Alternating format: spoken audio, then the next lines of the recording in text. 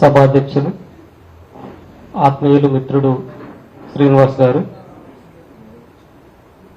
అన్న ఎమ్మెల్సీ దయాకర్ అన్న, అదేవిధంగా శ్రవణ్ గారు, పెద్దలు మా గురువుగారు professor Sitarama Rao sir, Julakanti Rangareddy sir, తర్వాత పెద్దలు పాపారావు గారు, ఆత్మీయ మిత్రుడు రైతు కుటుంబం నుంచి వచ్చిన ప్రొఫెసర్ చిట్టేడి కృష్ణారెడ్డి గారికి, ఆత్మీయులందరికీ రైతుల తరఫున ఉద్యోగాభినందనాలు.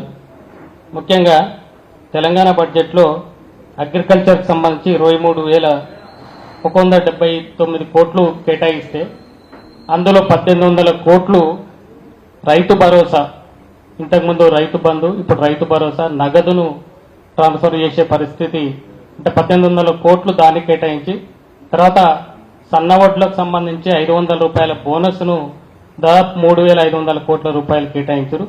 ఆల్మోస్ట్ ఇంకొక 5,000 కోట్లు మాత్రమే మిగతా వాటికి కేటాయింపులుగా కేటాయించడం జరిగింది. ముఖ్యంగా దయాకర్ అన్న ఉన్నాడు, తర్వాత శ్రవణ్ సార్ ఉన్నాడు. నేను ఆదిలాబాద్ నుంచి నారాయణపేట వరకు తిరుగుతూ ఉన్నా సార్. ఆత్మహత్య చేసుకున్న రైతు కుటుంబాల్లో ఇప్పటి వరకు పెన్షన్ ఇవ్వట్లేదు. అంటే దురదృష్టవశాత్తు 22 సంవత్సరాల నుంచి 30 సంవత్సరాల లోపు రైతు ఆత్మహత్య కుటుంబాలు ఎక్కువగానే మన రాష్ట్రంలో విషయానికి వస్తే 1995 నుంచి ఇప్పటి వరకు ఎన్సీఆర్పీ రిపోర్ట్ ప్రకారము 35,606, ఇది 2023 వరకు చేసుకున్న ఆత్మహత్యలు. తర్వాత ప్రతి సంవత్సరం ఎప్పుడైనా, అంటే చాలా మంది ఏమని అడుగుతూ ఉంటారంటే, ప్రభుత్వం మారింది కదా, ఈ ముఖ్యమంత్రి వచ్చింది కదా, ఆ ముఖ్యమంత్రి వచ్చింది కదా, రైతు ఆత్మహత్యలు తగ్గినాయి అని అడుగుతూ ఉంటారు. కానీ ప్రభుత్వాలు మారినంత మాత్రం రైతు ఆత్మహత్యలు ఎట్టి పరిస్థితుల్లో తగ్గలేదు. కొద్దిగా వేల నుంచి వందలకు వచ్చినాయి. ఇప్పుడు వందలలో దాదాపు మన రాష్ట్రంలో ఇప్పటి వరకు, ఈ సంవత్సరంలో ఇప్పటి వరకు 52 మంది రైతు ఆత్మహత్యలు చేసుకున్నారు జనవరి నుంచి ఇప్పటి వరకు.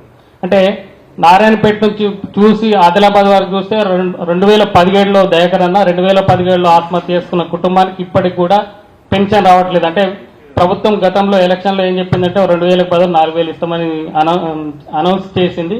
కానీ ఆ 2,000 కనీసం 2,000 అన్న ఇస్తే ఆ కుటుంబాలు వాళ్ళ కుటుంబాన్ని పోషించుకునే పరిస్థితులు, చిన్న చిన్న పిల్లలు రైతు ఆత్మహత్య కుటుంబాల్లో దాదాపుగా 22 సంవత్సరాల నుంచి 35 సంవత్సరాల లోపు మాత్రమే 80% ఆత్మహత్యలు చేసుకుంటారు. వాళ్ళు ఇంకా ఆడపిల్లలు, ముఖ్యంగా ఆడపిల్లల గొప్పతనం ఏంటంటే, ఇద్దరు పిల్లలు, అప్పులు, సంసారము, అత్త మామ, ఆడబిడ్డలు ఇవన్నీ కూడా గెటాన్ చేసుకుంటూ వాళ్ళకు ఉండి లేని సంసారాలు చేసుకుంటారు. కనీసం వాళ్ళు చాలా మంది ఏమడుగుతారంటే, కనీసం మాకు పెన్షన్ అన్నా ఇవ్వండి అని చెప్పి, కనీసం ఆ 2,000 పెన్షన్ అయినా ఇమీడియట్ గా ఇవ్వాలని మీ ద్వారా మేము విజ్ఞప్తి చేస్తున్నాం.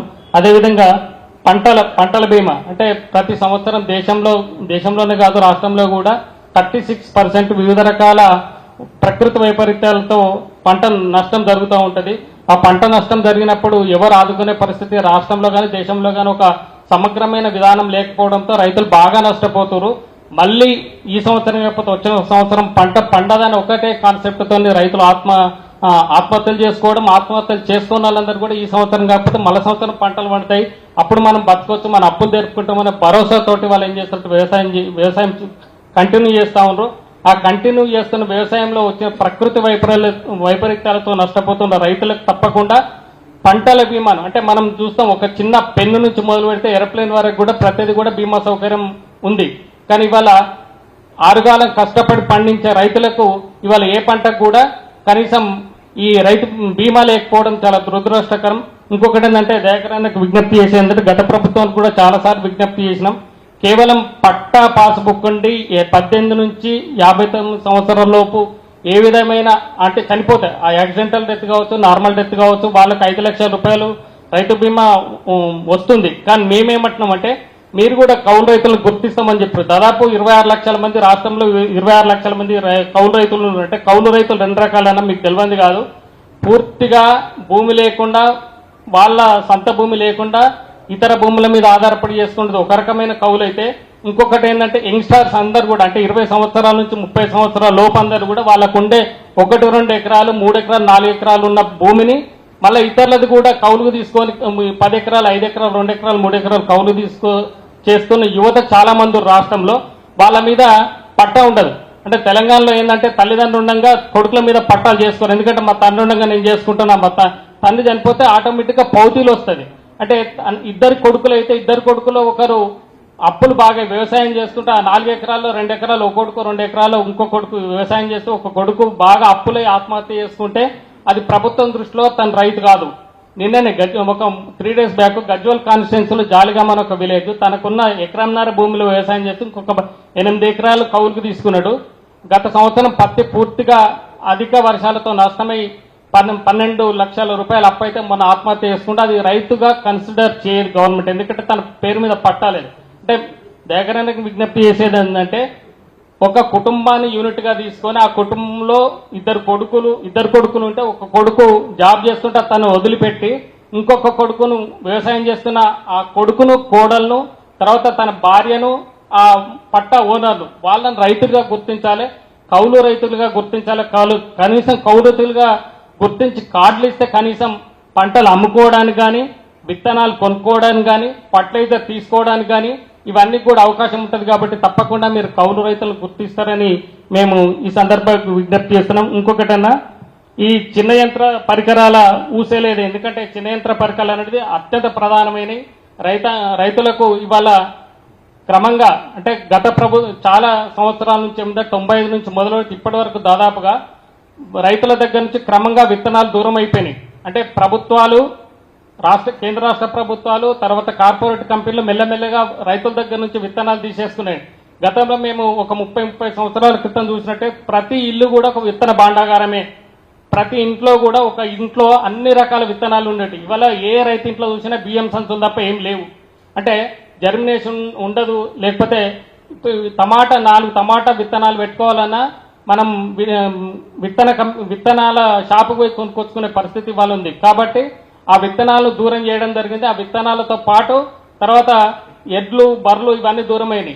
కాబట్టి తప్పకుండా చిన్న యంత్ర పరికరాలకు సంబంధించి తప్పకుండా సబ్సిడీలు ఇవ్వాల్సిన అవసరం ఉంది. అదేవిధంగా ఇంకొకటి ఇందిరమ్మ ఇండ్లు గతంలో ఒక 7-8 సంవత్సరాల క్రితం కూడా 5,04,000 అంటే గత ప్రభుత్వము ఈ ఇండ్లు ఫ్రీగానే సరే ఎన్ని కట్టించింది ఏందనేది ఆ విషయంలోకి నేను వెళ్ళను. కానీ 5 లక్షల రూపాయలకు మాత్రం ఇల్లు అయితే చాలా మందిని ప్రశ్నిస్తే చాలా మందికి ఇండ్లు వచ్చినాయన్న ఇంద్రమ్మ ఇండ్లు శాంక్షన్ అయినాయి. వాళ్ళు ఏమంటారంటే 5 లక్షలకి ఇల్లు కాదు సార్, కనీసం బేస్మెంట్ కూడా కాదు, కనీసం ఇంకొక 5 నుంచి 7-8 లక్షలు అప్పు అవుతున్నాయి. అంటే దాదాపు 10 లక్షలు దాటితేనే ఇల్లు కట్టుకునే పరిస్థితి ఉంది. కాబట్టి దయచేసి మీకు మా రైతాంగం తరఫున విన్నవించేది ఏంటంటే దాన్ని కొంచెం పెంచండి. 5 లక్షలు కాకుండా కనీసం 10 లక్షలు 8 లక్షలు కనీసం పెంచినట్టయితే కొంతమంది కట్టుకునే పరిస్థితి. ఇవాళ నారాయణపేట జిల్లాలో చూస్తే చాలా మందికి శాంక్షన్ వచ్చింది. పాపం వాళ్ళు they are eligible for that Indiramma house, but they are not invest.